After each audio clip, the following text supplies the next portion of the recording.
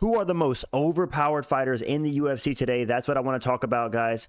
Whenever we think about fighters that have like an unfair attribute in fights, or they just seem like, man, imagine if another fighter had this, they'd be like the GOAT of the sport. That's what I want to go out and point out today. Whether it be cardio, wrestling, attributes across the board, who are the most overpowered fighters in the UFC? I think I plucked them out, and let's get right into this video, starting off with Merab Dvalishvili. Merab has the most overpowered cardio in UFC history, in my opinion. I mean, go tell me another fighter that has better cardio than Merab. I mean, this guy literally made it to the championship with minimal skills and cardio. That's not even an exaggeration. I did pick Umar Nurmagomedov to beat Merab, right? I picked him to beat Merab because he was going to be the more technical striker, maybe even the more technical wrestler, but it didn't matter because Merab is built different and has the most insane cardio in UFC history. I mean, this guy does not stop. Look at his fight with Petr Yan. If I'm not mistaken, he shot 49 takedowns and only got 11. 49 takedowns. I think that's the most takedown shot in any UFC fight in UFC history. And even against Umar, he shot 30 takedowns and got 7 of them. Merab does not shoot takedowns in order to take you down. He shoots takedowns just to create contact and wear you out. Because this guy's cardio is on another level. You want to talk about Colby Covington having bedroom cardio? No. Merab has the most insane cardio we've ever seen, to the point where guys like myself and other people in the MMA community even speculate that there's no way it's human and he takes EPO to get this cardio, because if you guys don't know, EPO makes your red blood cell count higher, if I'm not mistaken, which gives you more oxygen in the body, which in turn gives you better cardio. He has been suspected of doing EPO because of how insanely overpowered his cardio is. I mean, Merab, it doesn't matter if you're better than him in the striking. Look at the O'Malley fight. It doesn't matter if you're better than him technically everywhere. Look at the Umar fight. It doesn't matter if you're better than him across the board. Look at the Petr Yan fight. He's going to cardio mog you, and there's not anything you're going to be able to do about it.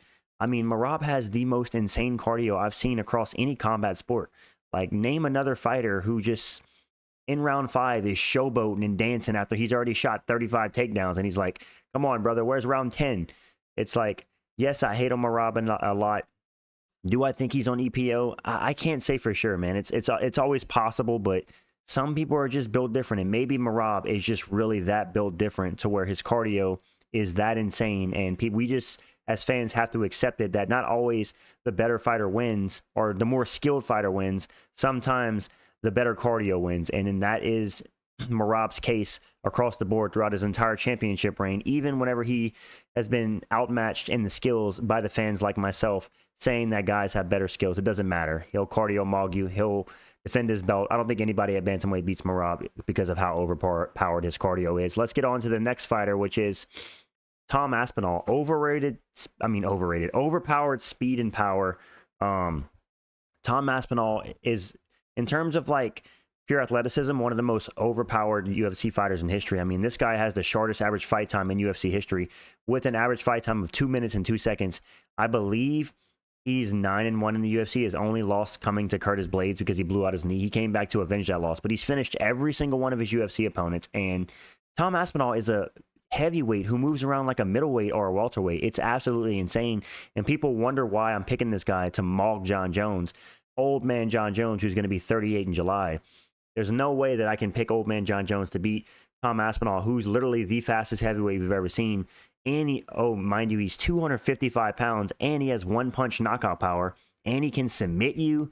He's massive. He moves around, floats like a butterfly, and stings like a bee. I don't know what else there is to say about Tom Aspinall. This is the reason why I'm so confident in picking him over Jon Jones. Yeah, say he's never been out of the first or second round, and that what happens whenever he gets into those later rounds. Bro, he doesn't need to. He's so fast. I mean, this guy is literally the Flash in the UFC. It doesn't make sense for a heavyweight to be able to move that fast. And yeah, man, it's just overpowered, and literally overpowered. As I said, he's finished every single one of his UFC opponents. So who can stop this guy?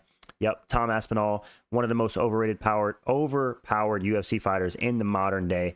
So yeah, let's get on to the next one, which is Khamzat Chimaev. Khamzat Chimaev might have the most overpowered wrestling in UFC history.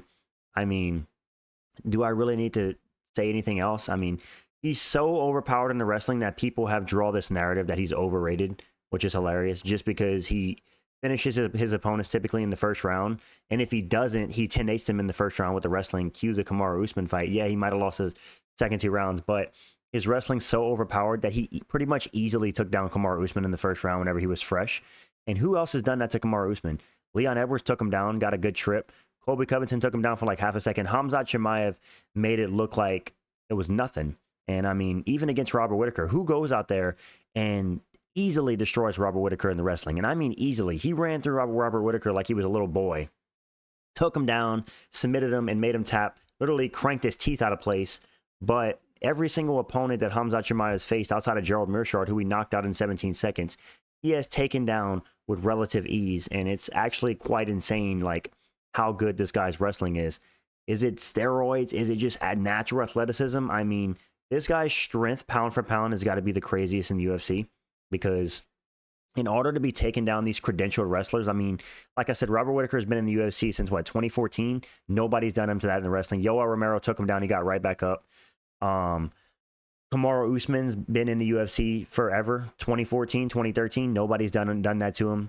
Khamzat Chimaev goes out there, ragdolls him. It's like, in the first round, not the entire fight, in the first round. This guy's first round wrestling is some of the most overpowered, like, skills I've ever seen in UFC history. I think this guy's the best first round wrestler we've ever seen. If you can stop a takedown the entire round of round 1 against Khamzat Chimaev, I mean, you've got to have some of the most insane takedown defense, Jose Aldo levels of takedown defense. So yes, I think Khamzat Chimaev is overpowered, and this is why I'm picking him to beat Dricus du Plessis or Sean Strickland, whoever wins that fight. I think he does the same thing he did to Whittaker. He takes him down, he gets the back, and he submits him because his wrestling's just that overpowered. And yeah, that's another thing. Not only does this guy have overrated, I mean, dang it, I keep saying overrated, overpowered wrestling, he has overpowered jiu-jitsu to go with that wrestling, because this guy can absolutely choke you out, because he's choked out a lot of UFC guys. But yeah, Khamzat Chimaev, definitely an overpowered UFC fighter. Let's get on to the next one, which is Alex Pereira. Now, if it isn't enough that this guy's striking is some of the best we've ever seen in the upper weight classes, he has one-punch knockout power to go with it. If that ain't overpowered, I don't know what is. We got guys like Magomed Ankalaev saying he's going to stand and bang with Alex Pereira. Not stand and bang, he's going to stand and knock him out. Let's not forget that Jamal Hill said the same thing. And Jamal Hill got sent to Neptune, got his head sent into orbit by Alex Pereira and pounded out. And I don't see it much different for Ankalaev, man. If you're choosing to go into Alex Pereira's world, where he's literally the best in terms of the striking in the upper weight classes, it's not even close. He's outstruck pretty much every single opponent he's faced in the UFC. And the only opponent he didn't outstrike, Israel Adesanya, he knocked him out in the 5th round. And I'm pretty sure he was winning that Israel Adesanya's second fight until he got KO'd at middleweight. But look at what he did to Sean Strickland. Who else does that to Sean Strickland? Sean Strickland got everybody else struggles and go to war with Sean Strickland like a Dricus du Plessis. Alex Pereira knocked him out in the 1st round, man. Just goes to show you that this guy's technique's on another level. And if he hits you with that left hook, you're going down. Jamal Hill, he beat the crap out of Glover. He was knocking out everybody in the light heavyweight division, knocking out Thiago Santos, knocking out Jimmy Crute, knocking out Johnny Walker. I know that isn't the best names, but comes up against Alex Pereira, gets KO'd. Yuri Prohaska, he's only lost to Alex Pereira in the last 10 years. Walks through Jamal Hill, walks through Rakic, walks through Volkan Oezdemir, walks through Glover, not walks through him, but like submits Glover, faces Alex Pereira twice, gets knocked out in both fights. Khalil Roundtree, 5-fight winning streak, faces Alex Pereira. Alex Pereira goes into the Matrix in the 4th round and takes his lunch money and stuffs him into a locker. So it's like, this guy's striking doesn't make sense to be as good as it is in the upper weight classes. Like, he has the striking skill of like a welterweight up at like light heavyweight. It's actually insane. Maybe not maybe a middleweight, I don't know. But his striking skill relative to his size, because if you guys know the narrative around like bigger fighters, is typically they don't have as good of striking technique. Cue the heavyweight division, and most of the light heavyweights, their striking isn't the best. But Alex Pereira draws that narrative out the window and shows you, hey, I have some of the most insane striking. Oh, and I have one-punch knockout power. So yeah, Alex Pereira is one of the most overpowered fighters in the UFC in terms of his striking and his power. And even his wrestling defense, man. You almost have to strike with this guy, because the only guy that's been able to take him down to light heavyweight has been Jan Blachowicz. Outside of that, he's just been piecing these guys up. But we'll see when it comes to Magomed Ankalaev. I don't think it's going to be any different. I think he's going to KO Ankalaev in the 3rd round. Let's get on to the next overpowered fighter, in my opinion, which is Sean O'Malley. Now, Sean O'Malley, yes, he lost to Merab, who's also on this list, but I think this guy might be the fastest striker we've ever seen in the history of the UFC. This guy's speed is absolutely insane. He throws some of the quickest feints, like the way he feints Bro has the flash-like feints and just the way he strikes. Like, let me think of a fight. Go watch the Aljo fight. The way he hit Aljo with that right hand and sent Aljo to the canvas and then eventually got the TKO on the ground. Like, that right hand was one of the fastest right hands I've ever seen. It's like you blink and you miss like 3 of these guys' strikes. Go watch his fight with Marlon Chito Vera. I mean, he was pretty much emoting on Marlon Vera in that fight just because of the sheer speed difference between the two. And yeah, I still think he's the fastest striker we've ever seen in the UFC. Tell me in the comments if you guys know a faster striker than Sean O'Malley. Yes, a little bit of glaze. Yes, he got outworked by Merab. But at the end of the day, you cannot deny if it's a striking match on the feet, this guy, pound for pound, is probably the fastest striker we've ever seen in the UFC. And like I said, if you have anybody that you think is faster or has been faster, correct me in the comments. But yeah, Sean O'Malley's speed is very overpowered. If you choose to strike with this guy and not to at least threaten the takedown, he's going to punish you for it. Yeah, let's get on to the next one, guys, which is Ilia Topuria. Overpowered boxing and power. Now, Ilia Topuria, if you guys don't know, he actually came up as a grappler. So the fact that this guy is now touted for having the best boxing in the UFC, and he has the power to back it up, is extremely overpowered. Oh, and he has a Greco-Roman wrestling background. Oh, and he can submit you on the ground through the Bryce Mitchell fight. And Bryce Mitchell's a very great grappler in the featherweight division. Ilia Topuria submitted him. And it's like, Max Holloway never been finished, gets finished by Ilia Topuria. Volkanovski has no losses in the featherweight division, gets KO'd by Ilia Topuria. It's like, the thing that's overpowered about Ilia Topuria is that it doesn't matter if you're winning the fight. You could argue on some judges' scorecards that Max Holloway was up in the fight. You can argue that Volkanovski won the first 2 rounds against him, but it doesn't matter, man. He's not fighting to beat you by decision. This guy is fighting to KO you. And if you do go to decision with Ilia Topuria in like modern day, look at Josh Emmett's face. He looks like his face got put into a blender after he faced Ilia Topuria. That was arguably a 50-42 performance.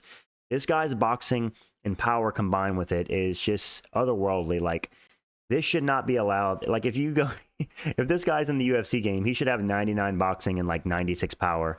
And that together, like the technique that he puts in his punches along with the power to go with it, it's like, how overpowered is that?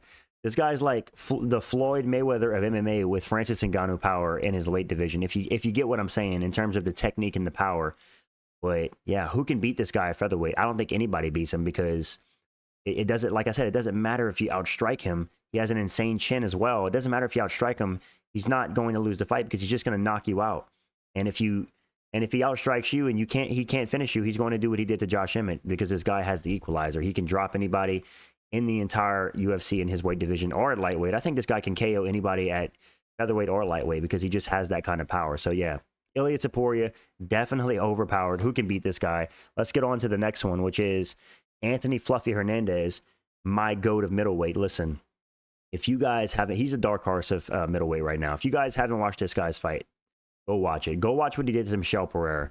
If you want to see the worst cardio versus the best cardio at middleweight, go watch Anthony Hernandez versus Michel Pereira. He absolutely drowned Michel Pereira and then eventually got a TKO in the 5th round. And this is the main reason why I'm picking this guy to beat Brendan Allen. Because Brendan Allen against Nasruddin Imavov, his cardio looked absolutely atrocious. And he's going against a guy in Anthony Hernandez who has the best cardio at middleweight. And this guy just drowns you, man. He doesn't get tired. He's going to keep pressing forward. He's going to spam takedowns. He's going to spam strikes until you break. And then he's going to secure a submission against you or a late rounds TKO. This guy is the Merab of middleweight. And he just absolutely drowns guys. I mean, I remember him drowning Rodolfo Vieira and then submitting him, which Rodolfo Vieira, if you don't know, is like an ADCC champion at jiu-jitsu. So for him to have the cardio to drown that guy and submit him is absolutely impressive. And yeah, man, I think this guy's going to cardio mog his way all the way into the top 5 in middleweight. That is where I think his ceiling is going to be reached because you can only take cardio so far unless you're Merab. I don't think his cardio is as built different as Merab's is, but in terms of just like pure cardio in the upper weight classes, this guy has the best cardio from welterweight up, I think. I don't think anybody has better cardio than this guy. And yeah, man, if you don't knock out Anthony Hernandez out cold, he's going to cardio mog you and he's going to beat you by finish or just drown you by like a dominant decision. So shout out to my boy Fluffy. Had to show him some love in this video because people forget, man, this guy has the best cardio in the upper weight classes, in my opinion. Let's get on to the next one, which is Jon Jones. Jon Jones has made a career all for having overpowered reach. If you don't know, Jon Jones for the longest time had the longest reach in UFC history at 84 inches before Sergey Pavlovich came in with an 85-inch reach, and Rebelis de Spain had an 87-inch reach. But outside of that, for a long time, Jon Jones has had a 6+ inch reach advantage over like nearly every single UFC opponent he's faced. It's like, that's why this guy is able to keep you on the end of his striking and have insane kickboxing, because he has extremely long legs.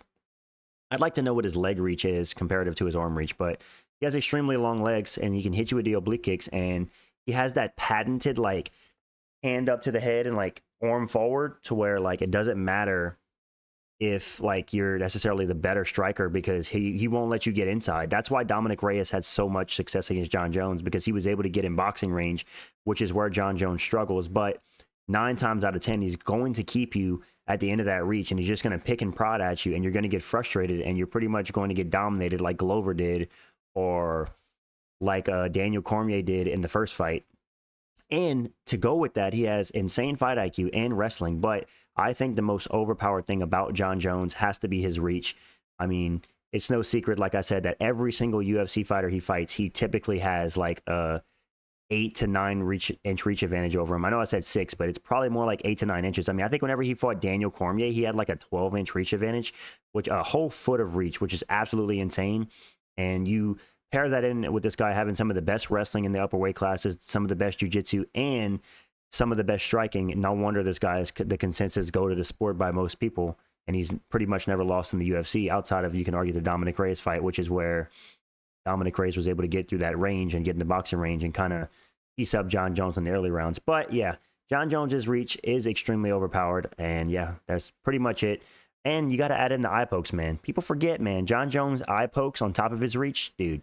I wanted this guy to go to the sport. Let's get on to the next one, which is Alexandre Pantoja. Now, Pantoja, guys, if you don't know, is 10-0 against the current top 10 of the flyweight division. And I think what can be attributed to that is this guy might have the most insane chin in flyweight history. He's only been dropped once in the UFC, and go figure, it was by Figueiredo, who is one of the most powerful punchers in the lighter weight classes we've ever seen. Pantoja has an absolutely overpowered chin, and what this allows him to do is just kind of trot forward and just kind of put his chin up in the air, and you can crack him, and it doesn't matter. This guy's going to take one to give one, and eventually he's going to get to you, and you're either going to wilt, and he'll get a submission, or he'll just have guard camp you for the entire fight, because you can't knock him out because his chin's too good, and he'll beat you by decision. Cue the Brandon Royval fight. It doesn't matter if you crack this guy on the chin.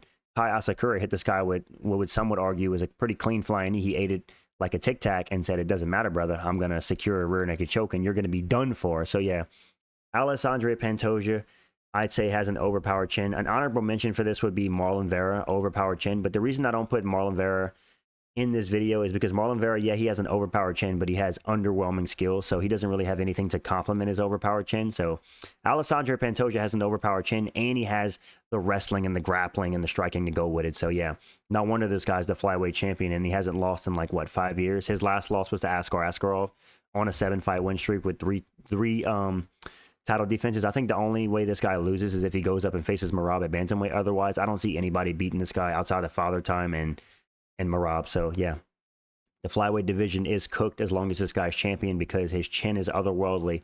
And yeah, shout out to Alexandre Pantoja, one of the most underrated champions in the UFC currently.